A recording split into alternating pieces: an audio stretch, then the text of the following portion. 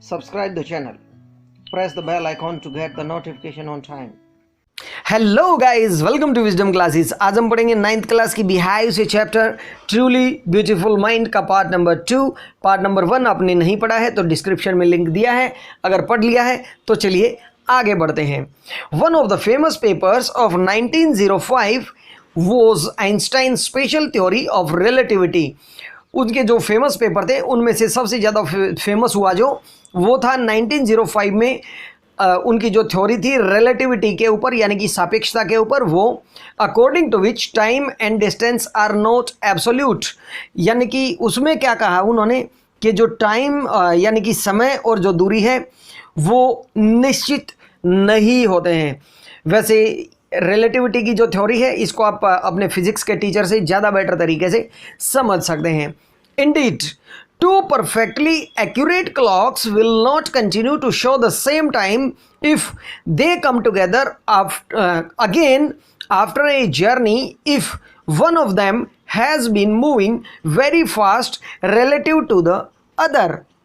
अब वो क्या कहते हैं कि दो बिल्कुल एक्यूरेट घड़ी हैं जिनमें सेम टाइम है, वो कंटिन्यू इस काम को नहीं कर पाएंगी अगर उनमें से कुछ समय के बाद यानी कि कोई ख़राब हो जाए और फिर दोनों से वे सेम आ जाएं, तो या फिर उनमें से एक थोड़ी सी ज़्यादा देर तेज चले दूसरी की अपेक्षा। इससे क्या हुआ? From this followed the world's most famous formula which describes the relationship between mass and energy.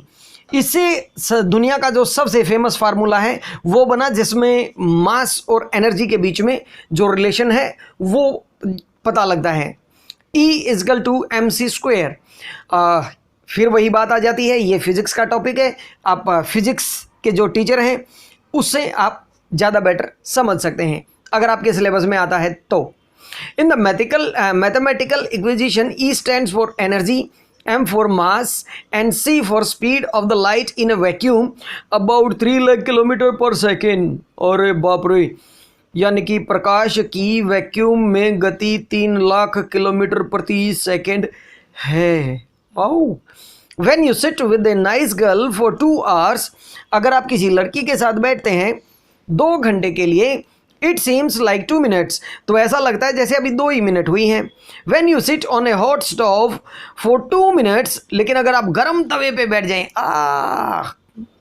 It seems like 2 hours. केवल 2 मिनट गर्म तवे पे या फिर बाइक की गर्म सीट पे भी बैठ सकते हैं, वो आपकी चॉइस है, तो ऐसा लगेगा जैसे 2 घंटे हो गए हैं। It is a relativity. Albert Einstein कहते हैं ये रिलेटिविटी है, इसको करके मत देखना, तवे पे बैठने की ज़रूरत नहीं है।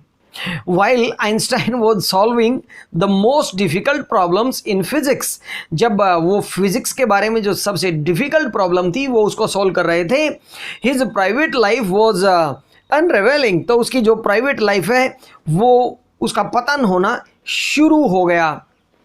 Albert has wanted to marry Mileva right after finishing his studies, but his mother was against it. Albert तो चाहते थे कि मिलेवा के साथ उसकी शादी तुरंत हो जाए ग्रेजुएशन करते ही, लेकिन उसकी मम्मी उसके लिए तैयार नहीं थी। वाओ, इंडियन फिल्म्स की तरह। She thought Mileva, who was 3 years older than her son, was too old for him. उसकी मम्मी सोचती थी कि जो मिलेवा है वो 3 साल बड़ी थी उससे, तो इसीलिए उनकी शादी नहीं होनी चाहिए क्योंकि वो ज़्यादा बड़ी है उससे। दोनों का फोटो भी आप देख सकते हैं।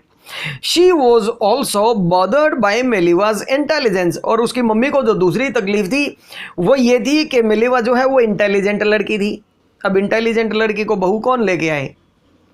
She is a book like you, his mother said। उसकी मम्मी कहती है वो भी तेरी तरह किताब है, यानी कि घर पे 2 किताबें हों तो अच्छी बात नहीं है, एक तो अच्छा हो, यानी कि लड़का निकम्मा है तो कोई नहीं, बहू तो कम से कम सुनने वाली है, उसको भी किताब क्यों लेके आए हम। चलिए देखते हैं क्या होता है। Einstein put the wedding of, उन्होंने क्या किया, शादी को कुछ समय के लिए टाल दिया, यानी कि हुई। The pair finally married in January 1903 and had 2 sons. 1903 में दोनों की शादी हो जाती है जनवरी में और उनके 2 बेटे होते हैं। But a few years later the marriage flattered. अब क्या हुआ कि 2 साल मतलब कुछ एक साल के बाद उनकी जो शादी है वो थोड़ी सी कमज़ोर हो गया, जो शादी का ताना बाना था, यानी कि रिलेशन उतने अच्छे नहीं रहे।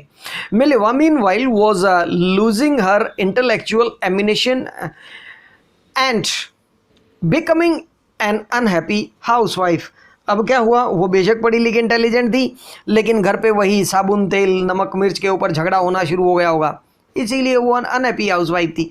वैसे कुछ भी रहा हो, अपने को कौन सा पहुंचाने थे।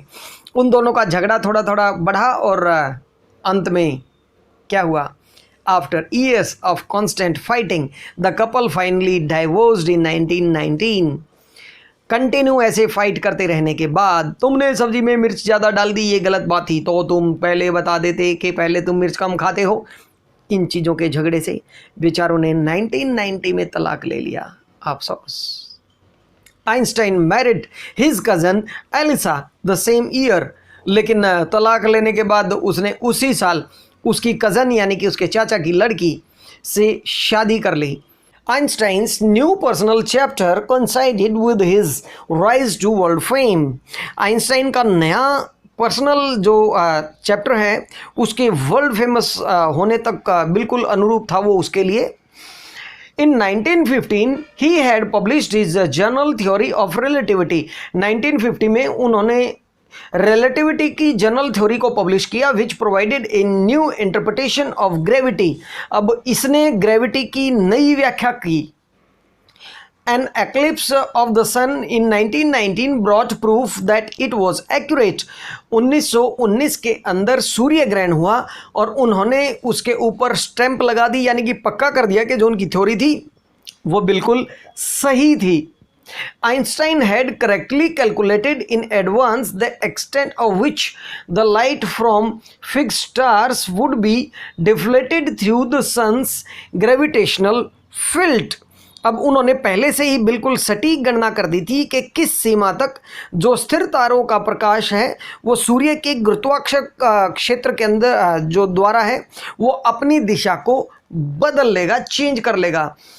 The newspapers proclaimed his work as a scientific revolution. अखबारों ने उनकी जो खोज है उसको एक वैज्ञानिक क्रांति यानी कि साइंटिफिक रिवॉल्यूशन का नाम दिया। Einstein received the Nobel prize for physics in 1921। 1921 में उनको फिजिक्स के लिए नोबेल प्राइज मिला, ये बहुत बड़ी बात थी। He was showered with honours and inventions from invitations from all over the world and lauded by the press. अब क्या हुआ कि उनके ऊपर इनविटेशन की बारिश होनी शुरू हो गई, यानी कि उनको अलग अलग जगह पे सम्मान और इनविटेशन दिए गए कि आप आइए, और प्रेस ने उनकी बहुत प्रशंसा करी। When the Nazis came to power in Germany in 1933, Einstein emigrated to the United States. जब 1933 में जर्मनी के अंदर नाजीज आते हैं तो आइंस्टाइन यूनाइटेड स्टेट्स यानी कि अमेरिका चले जाते हैं, यानी कि हिटलर के सत्ता में आने के बाद वो अमेरिका चले जाते हैं।